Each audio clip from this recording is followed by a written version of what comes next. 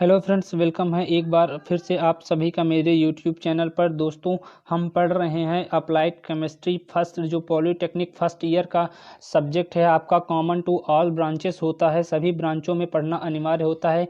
तो हम पढ़ रहे हैं अप्लाइड केमिस्ट्री का फर्स्ट चैप्टर, परमाणु संरचना और आवर्त, जिसको हम atomic structure and periodic tables के नाम से भी जानते हैं। तो दोस्तों, इससे पहले की वीडियो में आपको परमाणु संरचना, एटॉमिक स्ट्रक्चर में क्वांटम संख्याएं क्या होती हैं, क्वांटम संख्याएं कितने प्रकार की होती हैं, और हमने वहां पर सीख लिया है किसी भी संख्या का, जैसे n बराबर 3 के लिए क्वांटम संख्याओं का मान निकालना सीखा है। परमाणु क्रमांक और परमाणु भार के क्वेश्चन हल करना सीख लिया है फ्रेंड्स हमने वहां पर।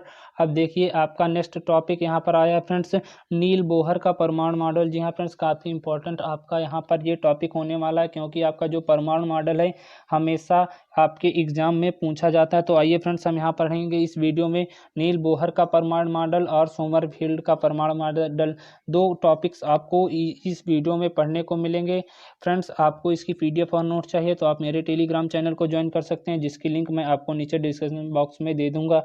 तो आइए फ्रेंड्स, हम वीडियो को स्टार्ट करते हैं और जानते हैं कि नील बोहर का परमाणु मॉडल क्या होता है। तो यहाँ पर कह रहा है कि फ्रेंड्स, बोहर ने रदरफोर्ड द्वारा प्रस्तुत परमाणु मॉडल, जिसको संरचना के दोष को दूर करने के लिए अपना मत प्रकट किया, मतलब अपना विचार प्रस्तुत किया, परमाणु मॉडल प्रस्तुत किया। इस मॉडल के अनुसार कुछ पॉइंट आपके कहे गए हैं, 6 पॉइंट आपके कहे गए हैं। तो इन्हीं को आपको याद करना होता है, इन्हीं को आपको समझना होता है कि इस पॉइंट में क्या क्या कहा गया है। तो पहला पॉइंट आपका बताता है कि परमाणु में इलेक्ट्रॉन नाभिक के चारों ओर बंद वृत्तीय कक्षाओं में चक्कर लगाते हैं या घूमते हैं। सेकेंड पॉइंट आपका कहता है कि नाभिक के चारों ओर जो अनेक वृत्तीय कक्षाएं होती हैं, परंतु इलेक्ट्रॉन केवल उन्हीं कक्षाओं में घूमते हैं जिनमें उनका कोणीय संवेग h/2π का पूर्ण गुणज होता है। कहने का मतलब है कि यदि m द्रव्यमान का कोई इलेक्ट्रॉन आपका कैपिटल आर त्रिज्या की कक्षा में v वेग से घूम रहा है, तो इलेक्ट्रॉन का जो कोणीय संवेग होगा mv निम्न होगा। अब कहने का मतलब है mvr NH/2π, जहां आपका n कक्षा की क्रम संख्या को डिनोट करता है और h आपका प्लैंक कांस्टेंट है, प्लैंक नियतांक को बताता है। अब नेक्स्ट पॉइंट कह रहा है फ्रेंड्स आपका कि जब कोई इलेक्ट्रॉन एक ऊर्जा स्तर से दूसरे ऊर्जा स्तर में कूदता है, कहने का मतलब है निम्न ऊर्जा स्तर से उच्च ऊर्जा स्तर में कूदता है, तो दोनों कक्षाओं की ऊर्जाओं का अंतर आस्तक विकिरण के रूप में अवशोषित या उत्सर्जित हो जाता है। कहने का मतलब है डेल्टा, ये आपका डिनोट करता है कि ऊर्जा में अंतर E2 - E1 = hν, जहां आपका h आपका प्लैंक कांस्टेंट है। नेक्स्ट पॉइंट आपका फ्रेंड्स कह रहा है कि ऊर्जा उत्सर्जन के फलस्वरूप प्राप्त स्पेक्ट्रम में विभिन्न आवृत्ति की रेखाएं उत्पन्न हो जाती हैं। इस प्रकार मॉडल परमाणु के रैखिक स्पेक्ट्रम की व्याख्या करता है। नेक्स्ट पॉइंट आपका कह रहा है, नेक्स्ट पॉइंट फ्रेंड्स आपका कहता है कि ऊर्जा उत्सर्जन के फलस्वरूप, पॉइंट 4 कह रहा है कि ऊर्जा उत्सर्जन के स्वरूप प्राप्त स्पेक्ट्रम में निश्चित आवृत्ति की रेखाएं ही उत्पन्न होती हैं। इस प्रकार मॉडल है जो परमाणु के रैखिक स्पेक्ट्रम की व्याख्या करता है। कहने का मतलब एक बार फिर से आप चौथा पॉइंट समझ लीजिए।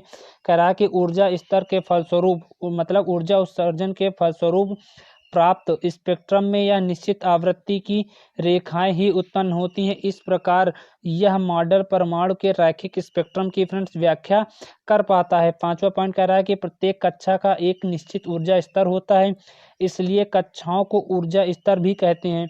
इन कक्षाओं को में घूमते हुए इलेक्ट्रॉनों की ऊर्जा क्या होती है फ्रेंड्स, स्थिर होती है, कांस्टेंट होती है। अतः इन्हें स्थायी कक्षक भी हम कह सकते हैं या कहते हैं।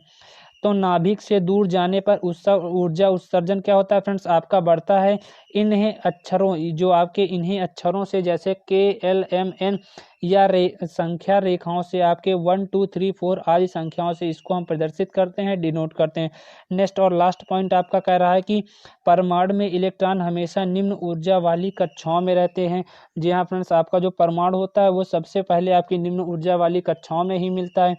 इस अवस्था में परमाणु की मूल अवस्था कहते हैं, मतलब जो इस अवस्था को आपकी परमाणु की मूल अवस्था भी कहते हैं। मूल अवस्था का मतलब है कि जहां पर आप हमेशा निम्न ऊर्जा स्तर में ही मिले वही आपका मूल ऊर्जा स्तर कहलाता है।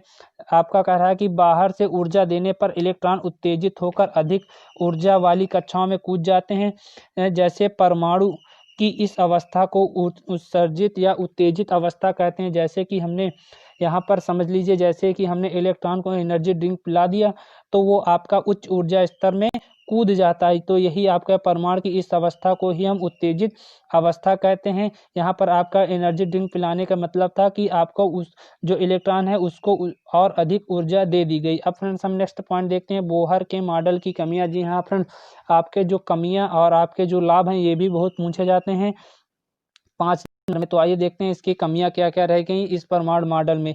कह रहा है यह मॉडल केवल एक इलेक्ट्रॉन वाले परमाणुओं या आयनों जैसे हाइड्रोजन और हीलियम प्लस, लिथियम 2 प्लस आदि के स्पेक्ट्रम की व्याख्या तो करता है, परंतु एक से अधिक इलेक्ट्रॉन वाले परमाणुओं या आयनों के स्पेक्ट्रम की व्याख्या नहीं कर पाता है। सेकंड पॉइंट आपका कह रहा है कि यह मॉडल बहु इलेक्ट्रॉनिक परमाणुओं में दो इलेक्ट्रॉनों के बीच प्रतिकर्षण की व्याख्या नहीं करता है। नेक्स्ट आपका यहाँ पर टॉपिक है, कह रहा है यह मॉडल नाभिक के चारों ओर इलेक्ट्रॉनों के वितरण और उनकी व्यवस्था की व्याख्या भी नहीं कर पाता है। तो ये हैं फ्रेंड्स आपके बोहर मॉडल की जो 3 कमियां रह गई हैं। अब इसके देख लेते हैं कि इसके लाभ कौन कौन से होते हैं, बोहर मॉडल के लाभ कौन कौन से हैं। तो यहाँ पर देखिए इसके लाभ है, पहला पॉइंट कह रहा है इसके आधार पर क्वांटम रेखाओं के सिद्धांत की नींव पड़ी है। इसी मतलब परमाणु मॉडल के आधार पर नेक्स्ट आपका पॉइंट कर रहा है कि इस सिद्धांत की सहायता से विभिन्न कक्षों की त्रिज्या तथा इलेक्ट्रॉन की ऊर्जा के मान ज्ञात किए गए हैं। नेक्स्ट पॉइंट आपका कह रहा है कि बोहर या बोर मॉडल की सहायता से हाइड्रोजन तथा इसके समान इलेक्ट्रॉन वाले आयनों जैसे हीलियम प्लस, लिथियम 2 प्लस आदि के स्पेक्ट्रम की व्याख्या भली भांति की जा सकती है। अब यहाँ पर नेक्स्ट आपका पढ़ते हैं, काफ़ी इंपॉर्टेंट है, सोमरफील्ड का परमाणु मॉडल। जी हाँ फ्रेंड्स, ये भी आपका पूछा जाता है, सोमरफील्ड के परमाणु मॉडल की व्याख्या करिए। तो यहाँ पर आपका है कह रहा है कि सोमरफील्ड ने इलेक्ट्रॉन का पथ अर्थात परमाणुओं के कक्षा को केवल वृत्ताकार न मानकर क्या माना फ्रेंड्स, यहाँ पर दीर्घवृत्ताकार भी माना। अब कह रहा है कि सोमरफील्ड के परमाणु मॉडल के अनुसार प्रथम कक्ष वृत्ताकार होता है तथा दूसरे कक्ष में 2 ऊर्जा स्तर होते हैं, जिनमें से एक वृत्ताकार तथा दूसरा दीर्घवृत्ताकार होता है।